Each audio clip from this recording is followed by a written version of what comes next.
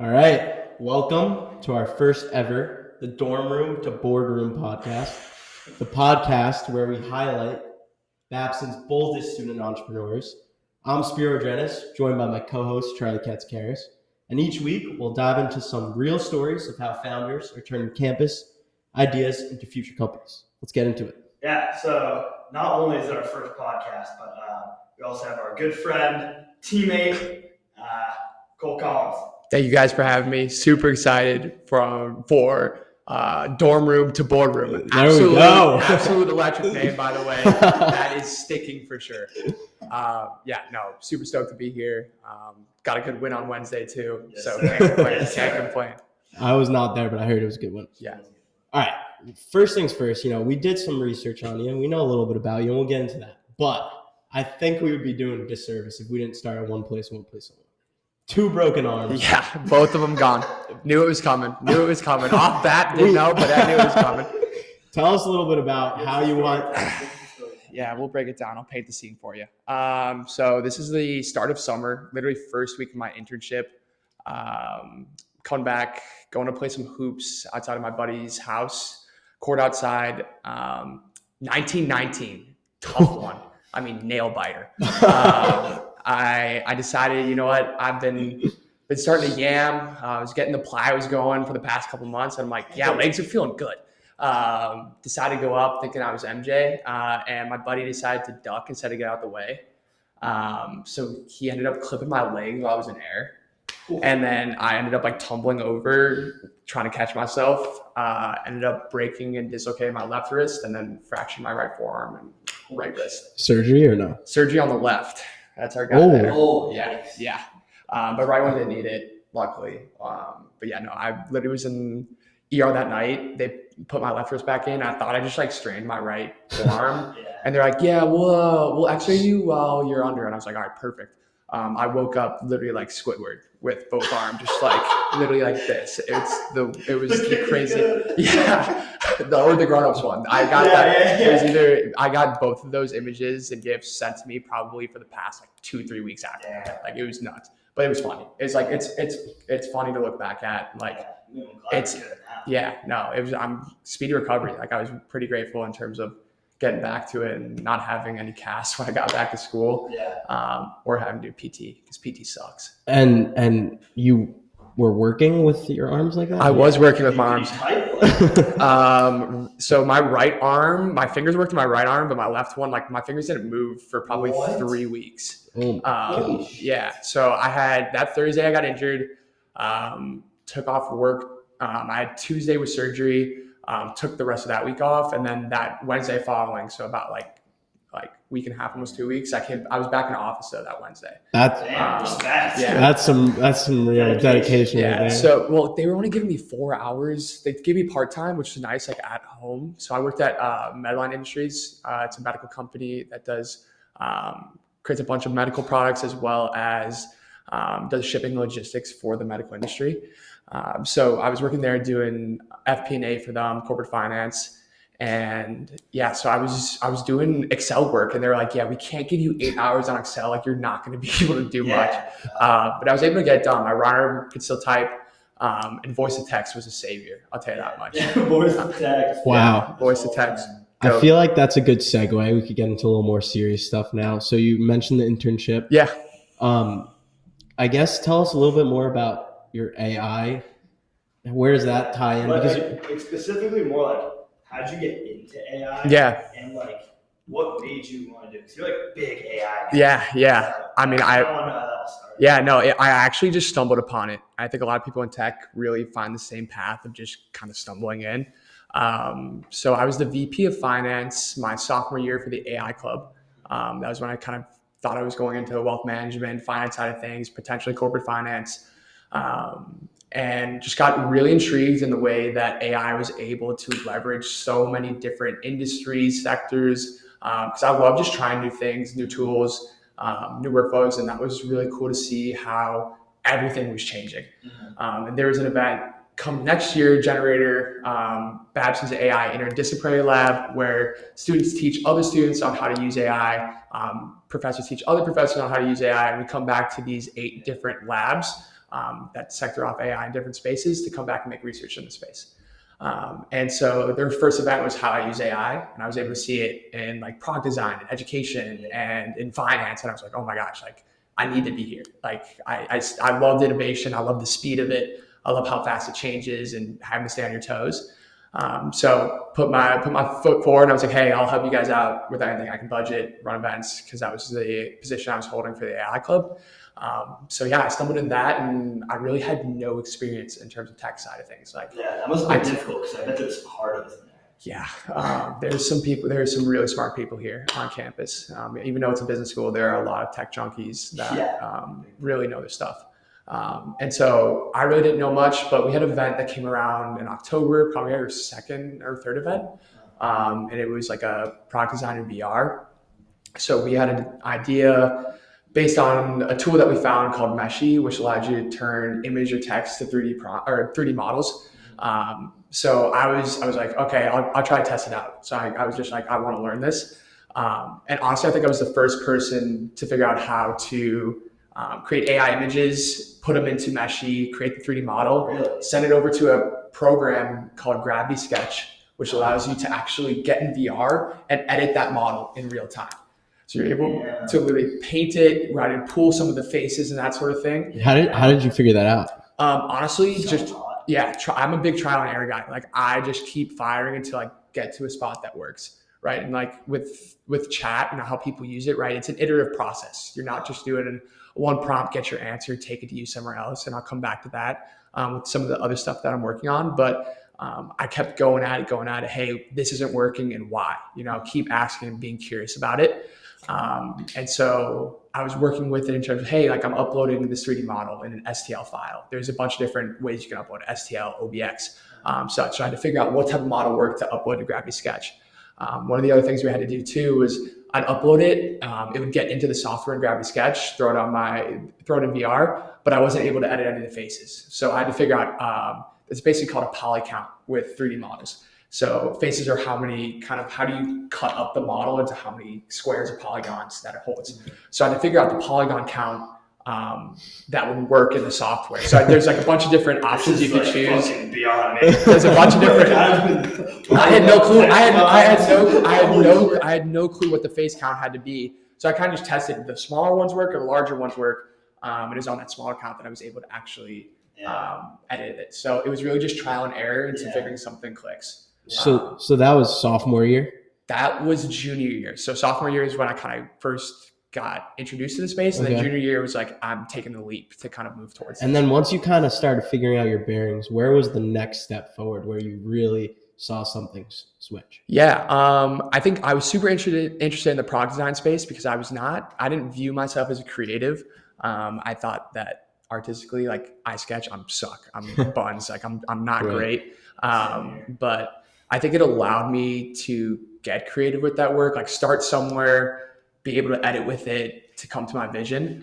So that was always something for me. And then I always cared about too was education. I realized for myself is that I love creativity on that side of things, like I talked about before, but I also love curiosity and passion, right? Like that is something that I'm passionate about. I'm passionate about other people's passions and like being able to see that light bulb when someone finds out something that they can apply to it and it just changes their world.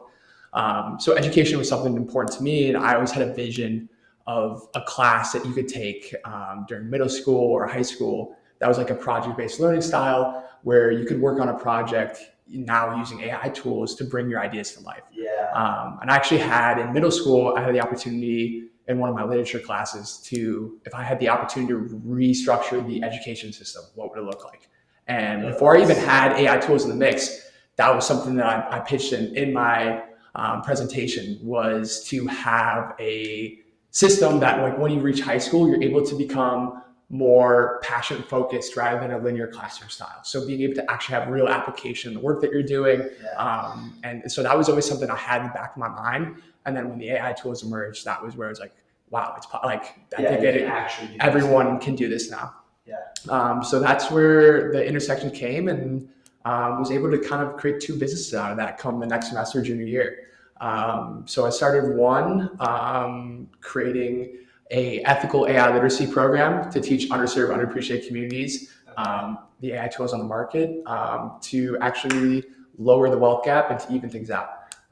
So how does that all work and stuff? Yeah, so we're called Crafting Tomorrow, and our whole goal is that we're a public benefit corp. So for every 3 paying institutions we work with, we give back to an underserved, underappreciated community. Nice. And we focus, again, on the passion, creativity side of things through project-based learning. Yeah. So we have 3 curriculums that we run right now: AI and entrepreneurship, AI and content creation, AI and creative design.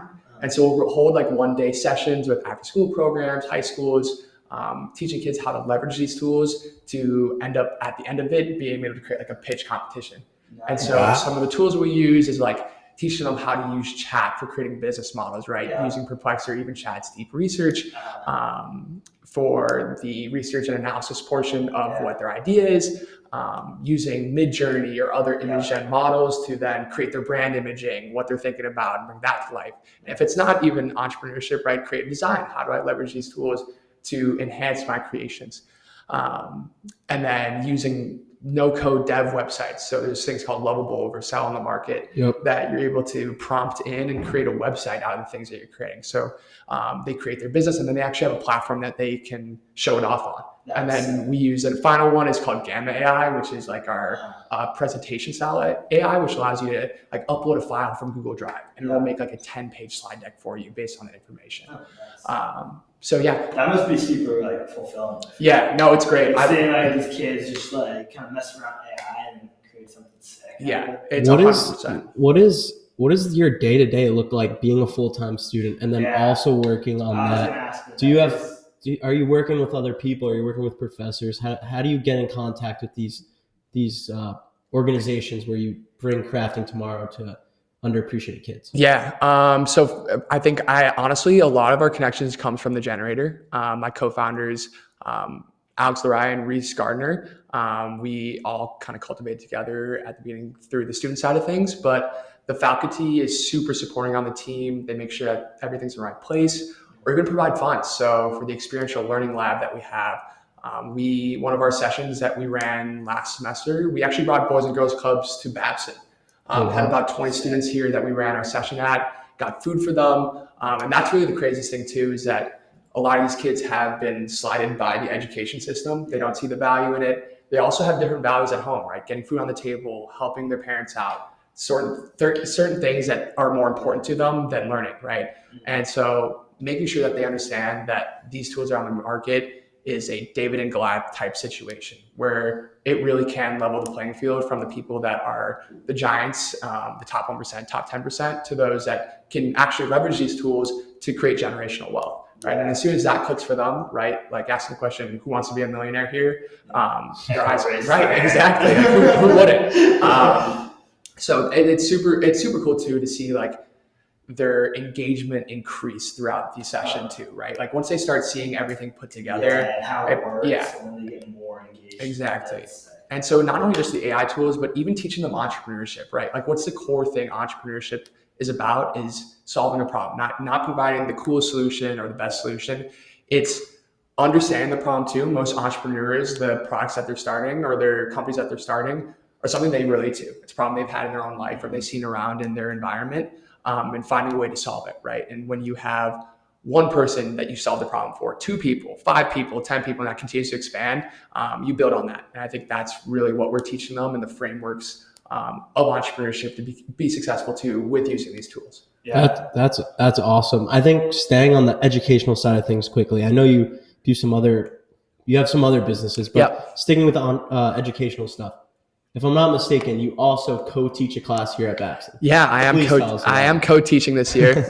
So Craft Tomorrow is partnered with a research writing course this semester with 20 students that we are half and half. They'll learn the research writing curriculum, and then we come in every other week teaching our curriculum. We teach them about tech stacking, how these tools interact with each other, meta prompting, right? Asking ChatGPT to create prompts for you that you can use in these other softwares to create even better outputs. And then we'll go into AI and ethics, right? That's something that we really strive for in terms of Craft Tomorrow, is maintain that critical thinking piece. Because again, a lot of people are using AI as either a crystal ball. It's got all the right answers. No, I'm I fall to that. Yeah, I do too. Last Honestly, night I was mopping and I put too much soap. I put a picture in the chat like, yeah. chat like, help me, this is bad. Yeah, no, and I mean, like, it's not to say that's like a bad way to use it, but like, it's like, okay, if I don't understand the output, it's questioning and asking why. Like, one of our slogans is that curiosity is your superpower,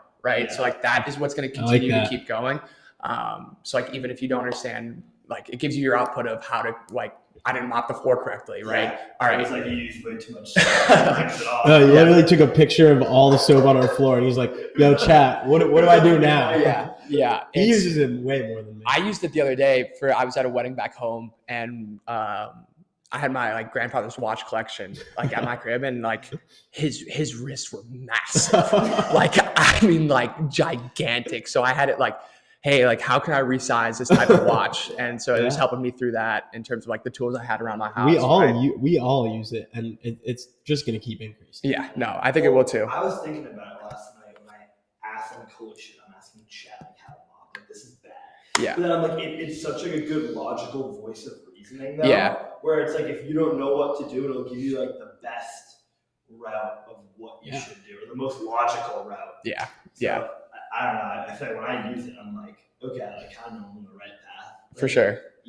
So it's a resource. Yeah, it is. I think it's being reflective about it too, right? Like understanding what you're using it for, why you're using it, how is it helping? Like, I mean, it's like Google, but on steroids. I mean, like this is the first time in human history that the cost of intelligence is zero, right? Like it's free. Like you can go out and learn anything, right? But are you actually maintaining that information, right? Like, I think we have human bias of reading something, be like, oh, I understand that. But the second you're caught upon it, you're not going to really understand. Yeah, in one ear, out the other. Exactly. So that's some of the things we teach too, is the idea of using chat to create analogies, right? Like if you don't understand the topic, hey, put this into something that I'm comfortable with or I know a lot about, right? So understanding the students' passions, like, hey, I'm really into softball, put this into like softball terms for me to understand, right? You know, that sort of thing. But yeah. Yeah, no, that's cool. Sick. I also feel like, kind of switch gears a little bit. You like co-teach a class, run like 2 businesses, full-time student. Like you must be packed. Yeah, moving. Like, how do you? And I know you're starting your personal brand. Yep. So it's like, how are you managing all this with being a student and having all this stuff? Because I feel like that's something I struggle with too. Is management and if social life, you can go, you're like a normal kid. Yeah. Like how do you manage all that? One, trial and error again. I think like work-life balance is a tough thing to talk about in terms of anyone's career, anyone's point in life. And it's never going to be equal, right? Like it's going to fluctuate day to day, week to week, month to month, year to year. And just understanding that you might be putting in a lot of work one week. There might be times where you get to have your fun another week. But also just structuring it. I think we've talked about this before in terms of, I don't like time blocking. I'm not a big type A person. I've always been. Yeah, and I am. Yeah. I don't want to say I'm unorganized, but I just like to be fluid. I'm trying to be more present in life too. So I'll kind of just split my hours for the week. Like we've got 168 hours in a week.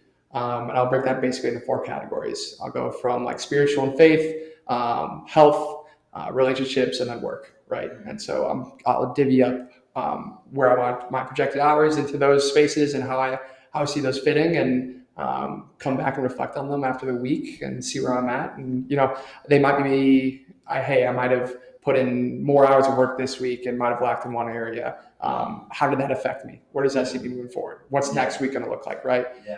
So then something might pop up where relationships, I think maybe I want to go out and enjoy times with some new friends that I've met here at campus. But I think it's just being fluid and understanding that your week to week might change. But I think it's, again, trial and error. Like nothing. 100%. I think that reflective piece is huge. Yeah. Like at the end of the week, not a lot of people reflect on where they're putting their time. And when you actually look back at it, you're like, I wasted a bunch of time here when I could have been doing this. Yeah. Or it's like, I spent way too much time on work and I should have just had fun. Yeah. It's like, at the end of the day, we're still in college. Exactly. We're still, like, trying to enjoy life. Exactly. And still human too. Like exactly. I think they even rest as well. Exactly. It's not just all. I think it's even just being intentional with your time, right? Even if you're sitting down watching a movie. Yeah, sitting down watching a movie, open a bag of Chex Mix, right? Like, Chex all right, Mix are gas, by the way. incredible. Wait, what's your favorite one? Like the color? No, the type. The like triangle cheddar cheese blocks. Okay. I'm a big rye chip guy. You know that. Those top 3. Yeah. But I like the red bag the best. Okay. And I know there's red, blue. You're a blue. You would be a classic. I actually grew up on Gardettos. Not even, they're another like snack mix type. I don't even know what that is. So gas. That snack, munchies. Yeah, munchies are gas. Yeah. Big party bag. Yeah. Oh. So you were saying sitting down, eating a bag of Chex Mix. Yeah. Exactly. That's fine though. That's fine. This is content. Yeah. I mean, as long as it's intentional. Exactly. As long as There's I think the moral of the story is there's a balance in life that you need to perfect the balance. No one's ever going to perfect it. Exactly. It's something that you work towards. And yeah. The goal is to try and be the best you can at it. Yeah. So we've talked about all these really good stuff, and we still somehow haven't talked about one of your biggest ones. Yeah. Tell me about the damn chair, Bind Solutions. Yes. Yeah. So Bind Solutions stands for Biomimicry is Nature's Design. And so me and my co-founder Reese, we're in a class the first semester of our junior year, which is all about biomimicry, which is the idea of emulating nature's designs and processes to create sustainable solutions and products. So seeing how nature operates, because they don't waste anything, right? And so we took that into account. So binding that with the product design, right. With the product design side of things, Reese was one of the first to bring the text to image to 3D modeling software. He was the first on campus here, might have been one of the first to do it too.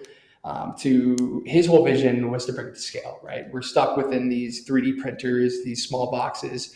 But what happens if we go bigger, right? If we go furniture, we go houses, right? Like there's so much opportunity that laid in the space and innovation that's happening right now. And so we were always planning on it, and we stumbled upon a manufacturer actually in New Jersey that did sustainable 3D printing.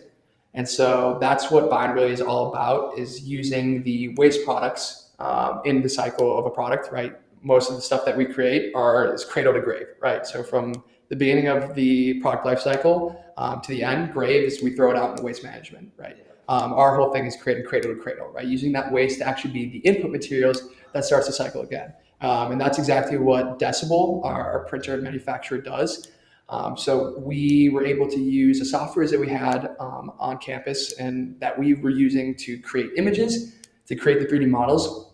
And so we collaborated with the health team and the innovation team here on campus to bring one of our ideas to life. And they fell in love with the idea of the dam chair, which was based off of a beaver dam, our Babs' mascot. So they kind of fell in love with the idea of community, the idea of strength, the idea of that kind of representing Babson with this first creation. And so we sent over our 3D model to the Decibel team. So their printers have certain overhangs or certain angles that they can print at. So we do a little bit of CAD. Honestly, I'm not proficient, like at all. Like literally just can clean up a certain amount of things, but it can't fully do the designs that they need. So we just collaborated with one of their designers to iterate on the process. They would send us, hey, we sent over our first design. They sent it back what they were possible. We're like, hey, tweak this a little bit, tweak this. And we went back and forth probably about a week or two. And they were able to print 3 of them off using 3 chairs. We have 3 chairs that were delivered here to Babson. There's one right outside Spinelli's office. There's right? one outside. I thought that was the only one. No, there's one in the You're selling them too. Yeah, we sold 2 over the summer. Honestly, Bind's been kind of put on the background just because I've been so involved busy. with Craft to Tomorrow has been like the lead passion for us. But it is still something I love to do. Again, it's the creative side of things for me.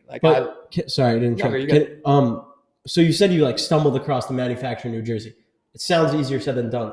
Can you tell me a little bit like how much time and effort goes into actually finding the right people to work with, collaborating, getting on calls? How does that work? Because that's not. No, actually, I'm not gonna lie. It was as easy as we said. We literally found them like scrolling on Instagram. Like we literally came across their Instagram page. Reese hit them up, and they're like, "Yeah, let's get on a call." And honestly, the owner of Decibel really connects with our story because they started their 3D printing in college too. Okay. Spinelli was the president of his college they went to. I forget the name. So he knew Spinelli. There was a connection. And then D.R. Witter, who is also the head of innovation for Babson, was over at the same college, and they knew each other. So there was a whole... It was just worlds. I mean, like the universe collide. just kind of aligned for it to happen. Like they were the first person we hit up. And it kind of emerged. I mean, there was a couple other players that we sent notes to at the time, but they were the ones that were responsive off the jump. Really loved the story that we were doing and wanted to make it come true. So that side of things is really easy, but I would say the crack tomorrow education side is so much harder. Yeah. Just because there's a lot of red tape right now in terms of education, funding that's being allocated. It's hard to get into school systems. So really our approach right now has been the after school side of things. That's been kind of extracurriculars. Our target market has really been the after school systems, getting into those because they have more funding to allocate to programs that like what we're doing rather than having it implemented through the school system. And one more question about the damn chip. Like, I'm still kind of in awe because I see posts about it's like the first full AI generated chip. Did AI make the whole chip? Like, how much was human kind of designing and how much is AI? Because I mean, kind of find it hard to believe it's all AI. We could probably throw a picture up of the image. We'll throw the picture up here, and then I'll throw the 3D model up here. Charlie's got some editing to do. We prompted the first image completely. And that's actually some space that we got to in terms of patenting reasons that I've hit up a lawyer team and they were like, hey, we can't really dabble in the space because there's so much gray, murky waters around. Yeah, exactly. Because everything that AI creates, right, is technically trained on other people's creations and data, right? Yeah. So there's a lot of ownership problems that you're going to see emerge over the next couple of years in terms of, it's going to be a weird space. So our first design was not sketched at all. Literally, I was prompting in Midjourney for probably about like 2 hours till I got my final product. Literally, it's like an iterative, like I'm not giving up until I find the product, like the image that I want. I was gonna say, how'd you know like after 2 hours? Like 1 hour and you're like, no, this isn't good enough. Yeah, I mean, like you kind of see the outputs and like you have a vision in your head of the things that encompass what you're trying to create. And I don't know, just to the eye and to what you feel should be the final product, you keep working. Like I think one of the things that I love to do is like play like a kid, edit like a scientist, right? Like that's the whole thing. Play like a kid, edit like a scientist. Right. Like having that ability to just get creative and just try as many things as possible, just throw things at the wall and see what sticks. Yeah. And then once you find that thing that clicks with you, it's like keep editing until you feel that it's like it's your creation, it's perfect, it's what you imagine. And so that's what I kept doing in Midjourney, back and forth until I got the final product. Yeah. It's incredible. I mean, I feel like we could talk for a long time. Our goal is to try and keep these episodes somewhat condensed. I feel like I've learned so much about you. I thought I knew a good amount about you. I'm sure you could say the same, but I want to have one final thought. Yeah. Tell us future goals. Where do you envision crafting tomorrow? Is that your main priority right now? In 5 years down the line, where do you see yourself? Yeah. So crafting tomorrow, we really do see scaling to more of a software side of things. Okay. Not gonna release it all right now and tell you guys all the secrets. No trade secrets. Yeah, just give us the low level. We're really trying to create a different education experience that allows individuals to actually scale their passion and creativity. And if their businesses or creations don't end up being their final product, the tools and curriculum that we're providing for them is career preparedness, so that they are ready for the workforce that's going to be for tomorrow. And the idea that AI is not going to take your job, it's someone who knows how to use AI is going to take your job, right? So making sure that they're up to speed with all that scale, while also having a good time and actually using project-based learning styles and collaborating with other students. Like we see this being something that becomes kind of a social project out of it too. Incredible. So sick. Yeah. All right. Well, I think this was a great first episode. Thank you guys. This was awesome. I don't know if this is going to have any viewers, but if anyone is watching, where can they find you? And if they need to reach out to you, where can they find you? Yeah. So Instagram will be Cole Collins 20. There you go. IG, a little IG plug. Personal brand. We're getting the first video up. I've been delaying that a little bit. Needs to get out on Sunday. Helping with that. I know, exactly. Shout out my man. You gotta get that out. I know. You got too much intelligence in there. I know. Thank you. It's again doing a lot, so just trying to find my bad. allocation on when to focus on things. That'll be called the 20s experiment. Okay. I'm so excited about that. Stay tuned for that. And then in terms of our Instagrams, Crafting Tomorrow. If you just look up Crafting Tomorrow on Instagram, should pop up. And then bind_solutions on Insta. So all there. And then we got our LinkedIn pages too. If you type in there, same thing. But it should be up. Our website is also crafting-tomorrow.org. And then our website for Bind is bind.solutions. Awesome. Cool. Thanks for joining us. No, thank you guys for having me.